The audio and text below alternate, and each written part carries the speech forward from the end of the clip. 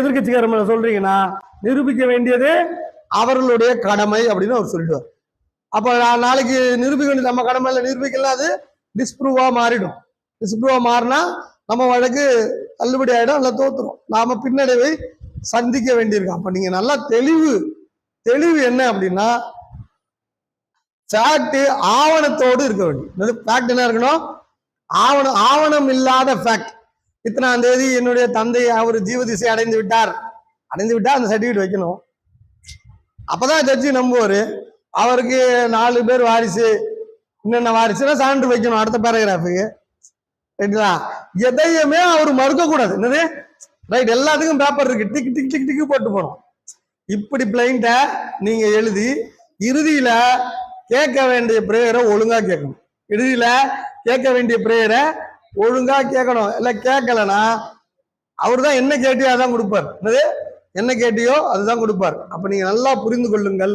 சில இடங்களில் நாம் பலவீனமாக இருந்தால், ஆவணங்கள் இல்லாமல் இருந்தால், நிரூபிக்கப்பட முடியாமல் இருந்தால் அந்த பாயிண்ட நம்ம விட்டுறணும். ஆனா எதிர்கட்சிக்காரன் அதை கரெக்டா கண்டுபிடிச்சி அவன் பாயிண்ட்ல வைப்பான், அதை அப்புறம் பார்த்துக்கலாம்.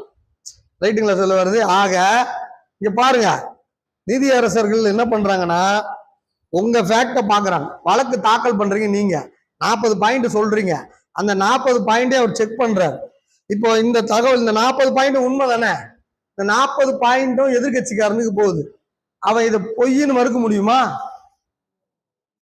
உங்களுக்கு புரிஞ்சுங்களா? எல்லாமே நிரூபிக்கப்பட வேண்டியது இல்ல, அங்க பொய்ன்னு மறுக்க முடியாது. அப்ப அவன் மாட்டிக்குவான்ல, பதிலே போட முடியாது. இது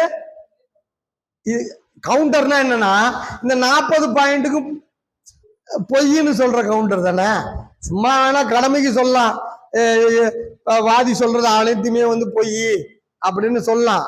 ஆனா அதனால நிரூபிக்க முடியாது. நீங்க பேப்பரோட வச்சிருக்கீங்க, இல்லைன்னு மறுக்க முடியாது. அதான் அதனாலதான் நான் சொல்ல வரேன், ஃபேக்டை நிரூபிக்க தகுந்தவாறு எழுதுங்கள். நிரூபிக்க முடியவில்லை என்றால் உங்களுக்கு ஃபேக்ட் இருக்குது. இந்த ஃபேக்ட் ப்ரொபண்டா அப்படின்னு ஒரு வார்த்தை இருக்கு. ஃபேக்ட் ப்ரொபண்டா மற்றும் ஃபேக்ட் ப்ரொபன்சியா அப்படின்னு ஒரு வார்த்தை இருக்கு. இதெல்லாம் என்ன தெரியுங்களா? உண்மையை சுற்றியுள்ள புஷஸ்.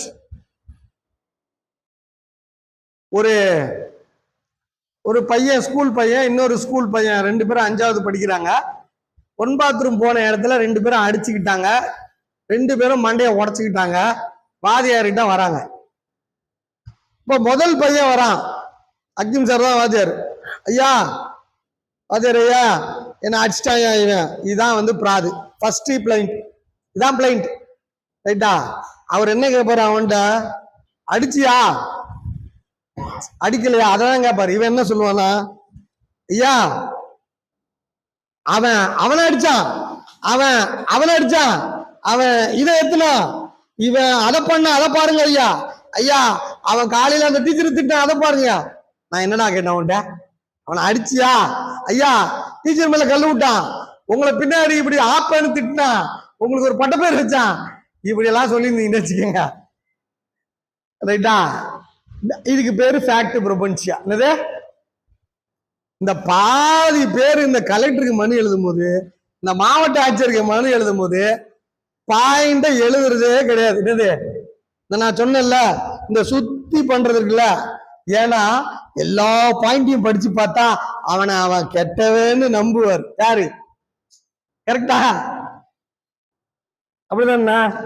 கெட்டவன் நம்புவாரு. இல்ல சார், அது சரியான மனு அல்ல. அவங்களுக்கு தெரிஞ்சிடும், அவங்களுக்கு ஆல்ரெடி பயிற்சி கொடுத்துருக்காங்க. நேரா பாயிண்ட்டுக்கு மீதியெல்லாம் ஒமிட் பண்ணு. என்னது சார்? 8 பக்கம் கொடுத்தேன் சார், ஒரே 2 பேராகிராஃப் மட்டும் படிச்சுட்டு இதை பத்தி மட்டும் கேட்கிறாரு, மீதி எல்லாம் கேட்க மாட்டேன்றாரு. அதை எப்படியா கேட்பாரு? ரைட்டுங்களா? மனநோயாளிகள், சாஃப்ட் மனநோயாளிகள்னு இருக்கிறாங்க, மென்மையான மனநோயாளிகள். நம்ம எல்லாரும் 10 பேர்ல 2 பேர் இருக்காங்க, இங்கேயும் இருக்காங்க. ரைட்டுங்களா சொல்ல வருது? அவர்கள் என்ன பண்ணுவாங்கன்னா, நம்ம மேல எந்த தப்பு வந்துடக்கூடாது என்பதற்காக எதிர்கட்சிக்காரனுடைய ஆதியிலிருந்து அந்த வரை அவன் செஞ்ச தப்பு எல்லாத்தையும் ஆல்ரெடி மனப்பாடம் பண்ணி வச்சிருப்பான்.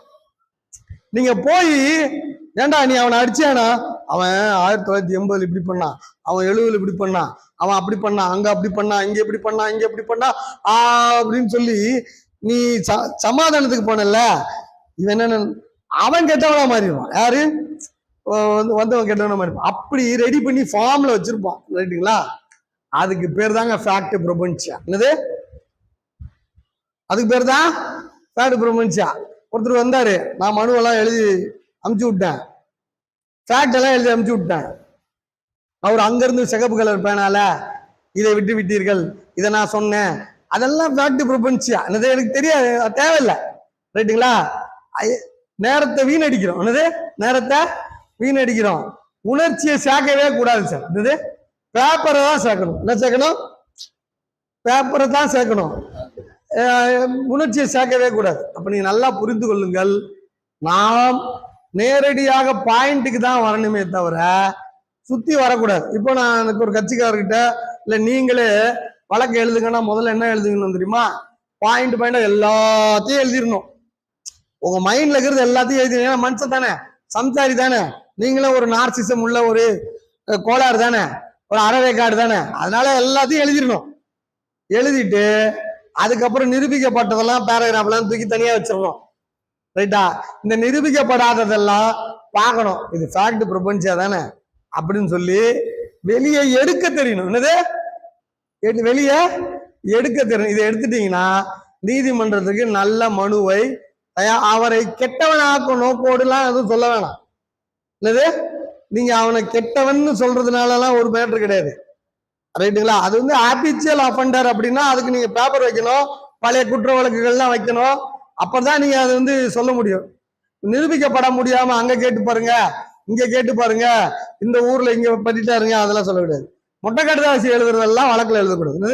மொட்டை கடிதாசி, மொட்டை பெட்டிஷன் எழுதுவோம்ல, அதெல்லாம் எழுதக்கூடாது. அப்ப புரிந்து கொள்ள வேண்டியது, ஒரு வழக்கு ஆவணம் தெளிவா இப்படிதான் இருக்கணும், பாயிண்டா இருக்கணும். ரைட்டுங்களா? இதே போல்தான் சார் நீதிமன்றத்துக்கு சமர்ப்பிக்கிற ஆவணம் போல மாவட்ட ஆட்சியருக்கு மனு போனோம், கோட்டாட்சியருக்கு மனு போனோம், பட்டாவுக்கு கொடுக்குற வட்டாட்சியருக்கு மனு போனோம், பதிவுத்துறைக்கு மனு போனோம்.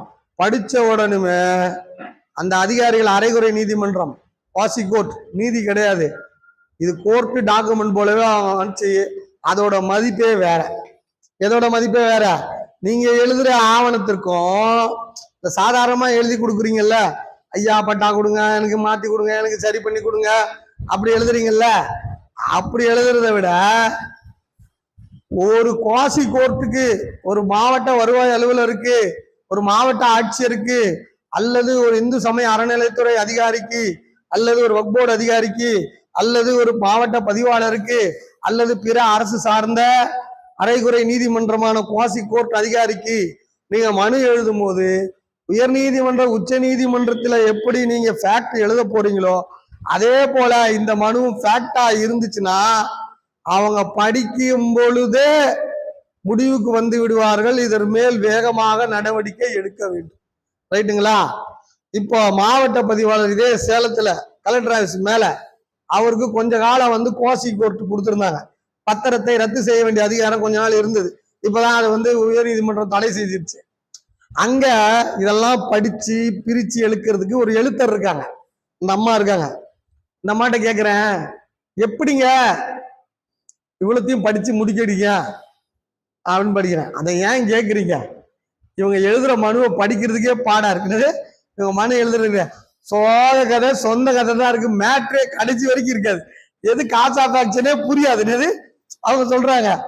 அதனால நாங்க என்ன பண்ணுவோம் அப்படின்னா வேகமா டக்கு டக்கு டக்குன்னு படிச்சிருவோம் சார். சொந்த கதை 4 லைன் தூக்கி வச்சிருவோம் சார். பாயிண்ட் இருந்தாதான், ஃபேக்ட் இருந்தாதான் அவங்க பார்ப்பாங்க. ரைட்டுங்களா? அப்ப நீங்க புரிந்து கொள்ளுங்கள், மனு எழுதுவது ஒரு கலை. மனு எழுதுவது ஒரு கலை. அந்த மனு எழுதுவது ஒரு கலை. அந்த மனு எப்படி எழுதணும்னா ஃபேக்டோடு இருக்க வேண்டும். என்னது? ஃபேக்டோடு இருக்க வேண்டும். ஃபேக்ட் என்பது நிரூபிக்கப்பட்டதா இருக்க வேண்டும். சில நேரங்கள் என் எதிர்கட்சிக்காரர், என் கட்சிக்காரர் வராரு, அவர் ஒரு ஆபத்துல இருக்கார். நாளைக்கு காலையில இந்து சமய அறநிலையத்துறை அதிகாரி, நான் உன் வீட்டை இடிக்க போகிறேன், நீ ஆக்கிரமித்திருக்கிறாய், இது என்னுடைய கோயில், என்னது இது எங்களுடைய கோயில்னு நோட்டீஸ் கொடுத்துட்டார். இப்ப நான் தற்காலிகமா அதை நிறுத்தணும். என்னால அது இவர் ஒரு அரைகுறையா ஒரு பேப்பர் எடுத்துட்டு ஆபத்து அப்படின்னு நிக்கிறாரு. இப்ப நான் எப்படி எழுதுறேன்னா, இது உங்களுடைய கோயில் அல்ல. 1927ஆம் ஆண்டிற்கு முன்பு பழைய இந்து சமய அறநிலையத்துறை சட்டத்தில் எங்களுக்கு உத்தரவு இருக்கிறது. இது இந்து சமய அறநிலையத்துறையில் இருந்து எக்ஸம்ப்டட் டெம்பிள், விலக்கப்பட்ட கோயில் என்று இருக்கிறது. அவகாசம் கொடுத்தால் அதற்கான ஆவணங்களை சமர்ப்பிக்கிறதுக்கு தயாராக இருக்கிறேன்னு ஒரு பாயிண்ட போட்டேன். உங்களுக்கு புரிச்சுக்கலாம் நான் சொல்ல வருது? பொய்தான். ஆனா என்ன பண்றது, நாளைக்கு ஒரு ஆபத்து நம்ம கட்சிக்காரனுக்கு இருக்கிறது. இந்த தபால் போன உடனே